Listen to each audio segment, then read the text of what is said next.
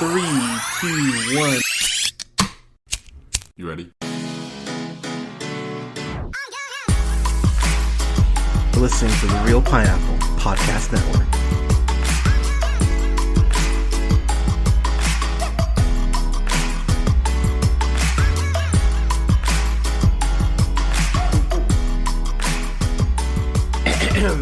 Good evening, everybody. Thank you so much for listening.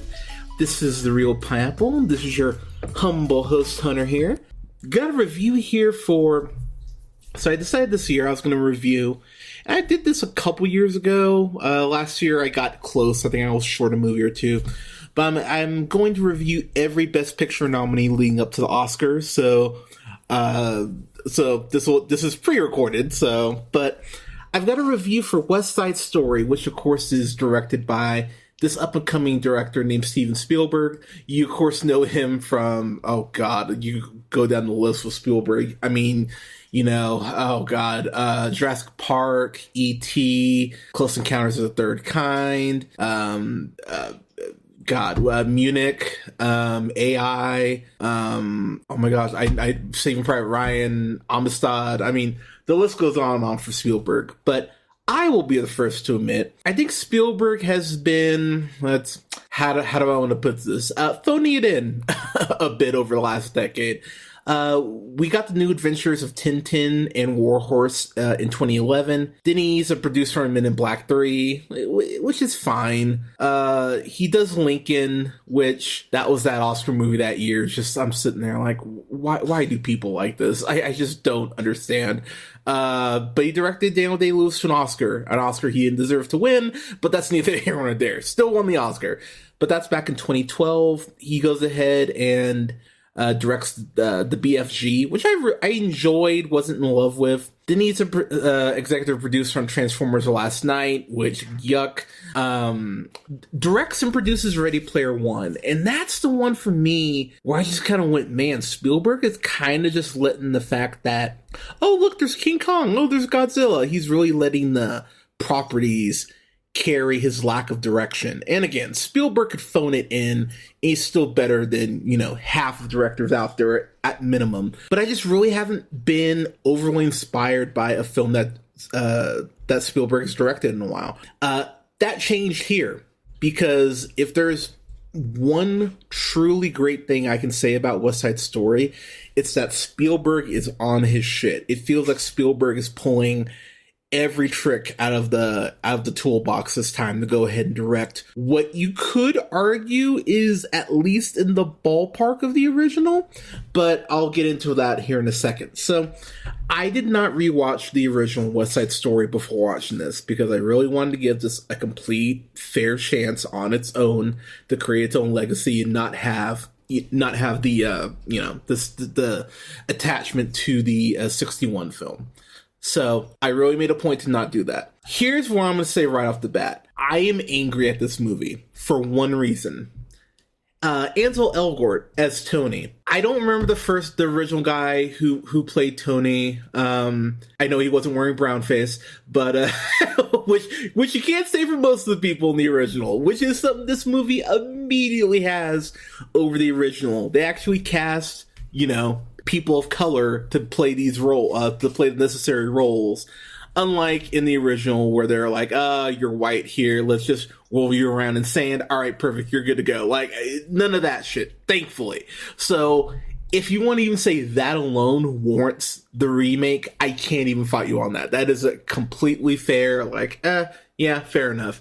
But fucking Ansel Elgort pisses me off in this movie, because the original guy who played Tony, again, I don't remember the actor's name, but I at least felt like he cared about Maria. Like, he kind of liked Maria. In this movie, Elgort is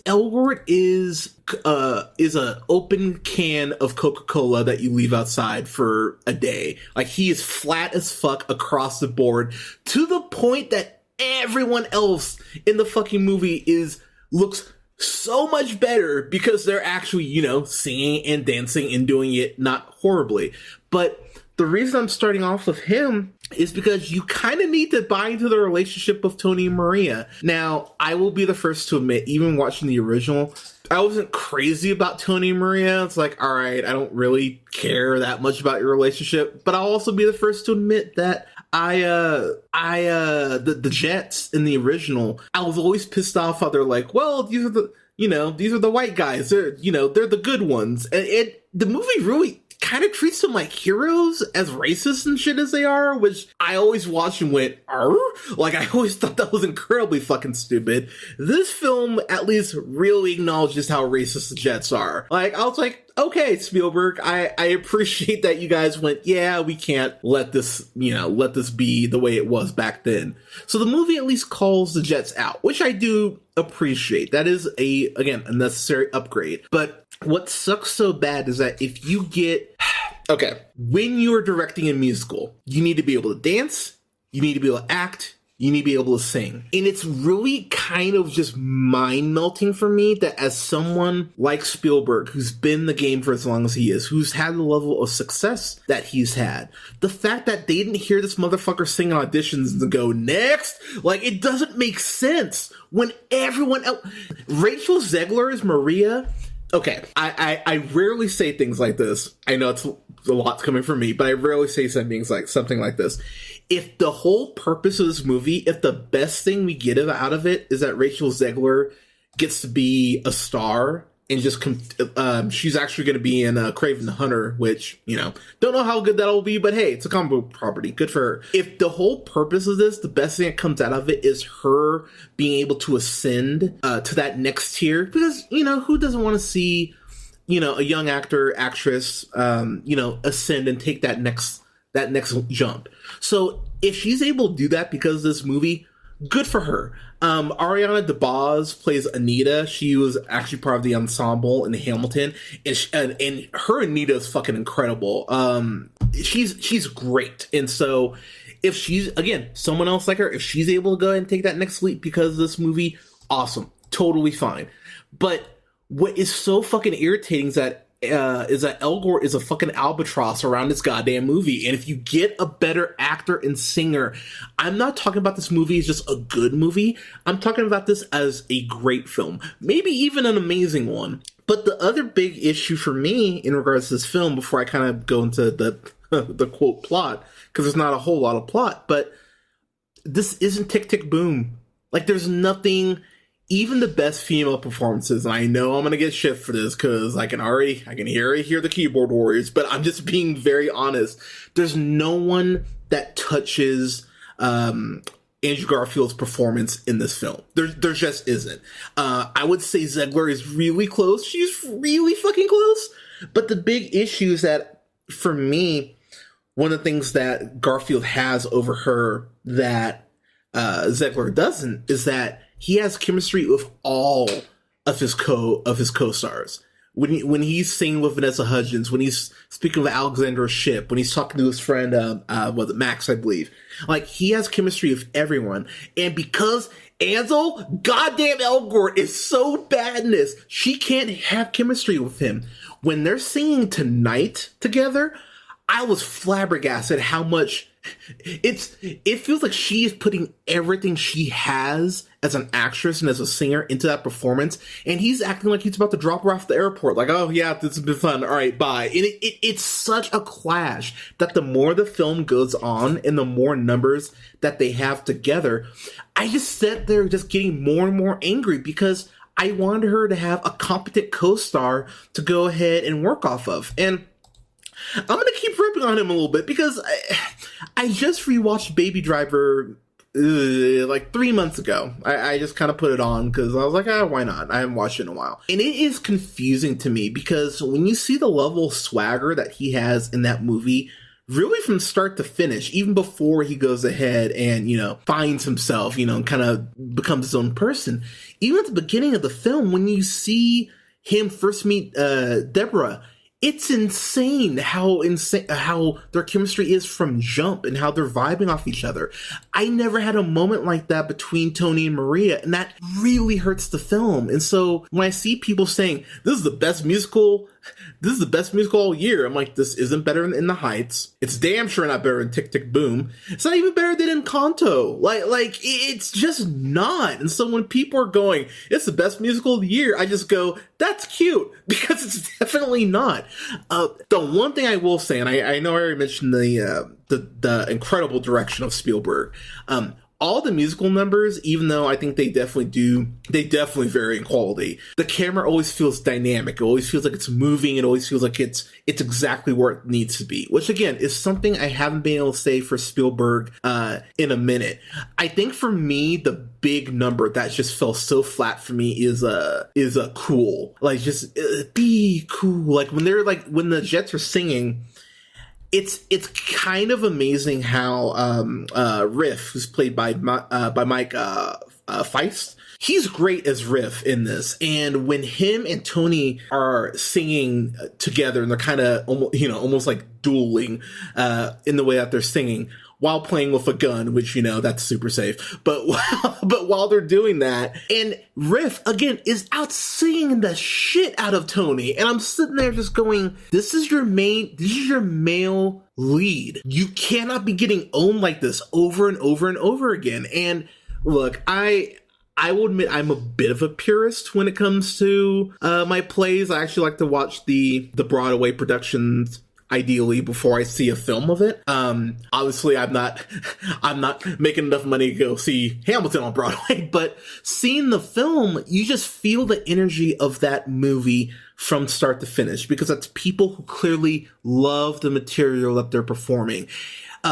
You can tell when people don't give a shit about the performance, and this felt like another fucking job for Elgort. Corey Stoll's in here as a Lieutenant Schrank, who's fucking awesome. He doesn't even get a fucking dance number, and he's acting and he's singing better than fucking Elgort is. But Stoll is amazing. One of my other favorite bits is Bernardo, played by David Alvarez. He's fucking great. Anytime him and Anita are talking or just vibing off each other, you feel their relationship, you feel their love. Like there's a swagger between the two of them, the way that they elevate each other, that I'm just going, okay, this is fucking cool. But it's really frustrating, because this is one of those films where I'm sitting there watching it, and I watched it last week really early in the morning, like at 5 a.m. because I couldn't sleep, and I'm sitting there watching it going, okay, the cinematography, excellent. The direction by Spielberg, incredible. The set design, holy crap. Like, so much of this movie from a technical aspect works. But I'll give you an example. So, I haven't reviewed it for the channel yet. I probably will at some point, just because I enjoyed the film. But Sherlock Holmes is one of my favorite movies in the last 20 years. Robert Downey Jr., Jude Law, Mark Strong. One of the things that frustrates me so bad about that movie is that Rachel McAdams is so miscast as Irene Adler playing this femme fatale. You should have gotten for that movie. You should have gotten someone like Rachel Weisz. Rachel Weisz playing a femme fatale, she would nail that fucking role. But McAdams, I just don't think was ready for a role like that.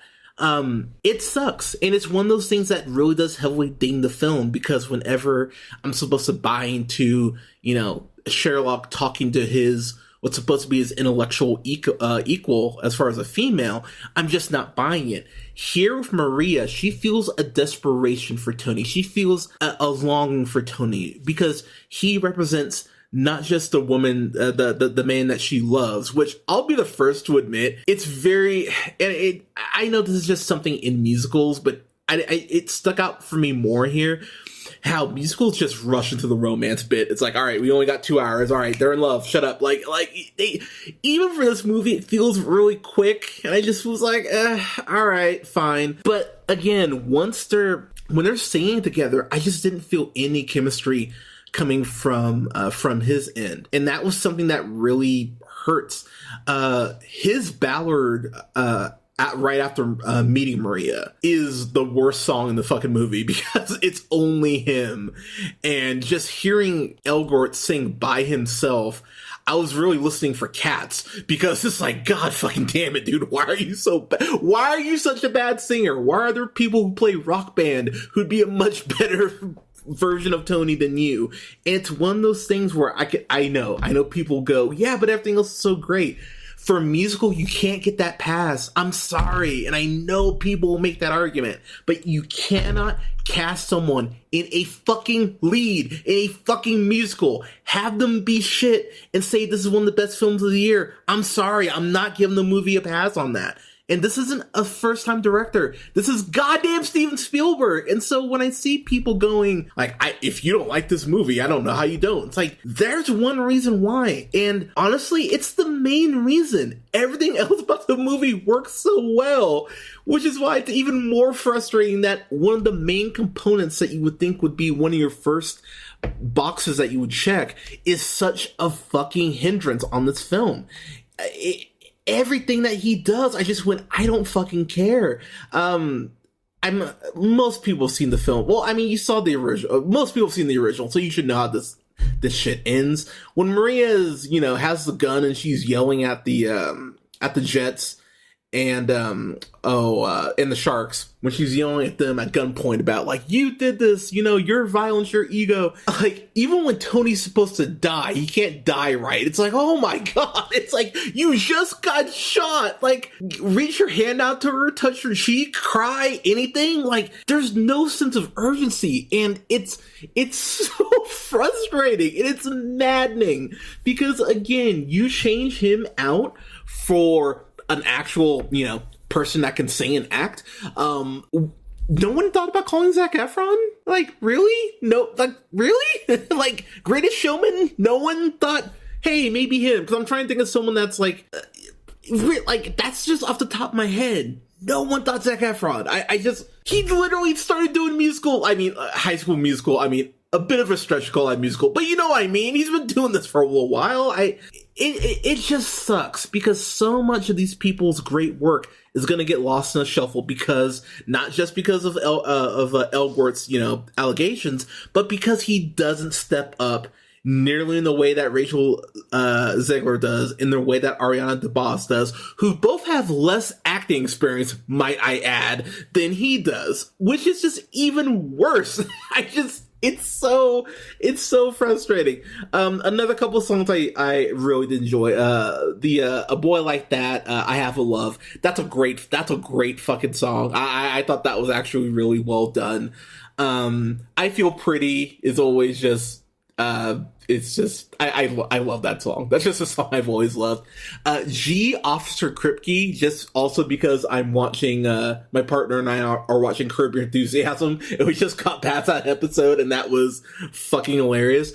But that might be my favorite song outside of America. America is a fucking bop, and for me, it's the best directed sequence in the entire film. It's just, it's colorful, it's bright, the sets look absolutely incredible. The way that the women are wearing like these very bright dresses, like it elevates everything around it. It's such a well shot number, and I actually just rewatched it before I hopped on to record this. I love that number, and it really made me go, fuck, this is so incredible. But again, because of the issues I have with the movie, you don't give a fuck about Tony and Maria's relationship. While the film does paint the Jets as, racist pieces of shit, the thing that is really frustrating is that the Sharks lose everything and the Jets are kind of like, oh, well, shit, there's less of you. All right, moving on. Like, it's one of those things I was like, all right. And also, the movie is 2 hours and 36 minutes long. You could have gotten this down to 2:10, maybe even 2 hours. It didn't need to be this long. Like, I know musicals are long, but I really felt the length on this. And it's frustrating because it's just a couple simple things outside of Tony sucking. But it's enough to keep this film for me from true greatness. As I mentioned, this is not Tick Tick Boom quality. Tick Tick Boom fucking rules. It's not in the ballpark for of that film for me. It's my least favorite musical I've seen this year, but still a really well done one. Just with some issues. So getting my final thoughts, I'm gonna, oh God.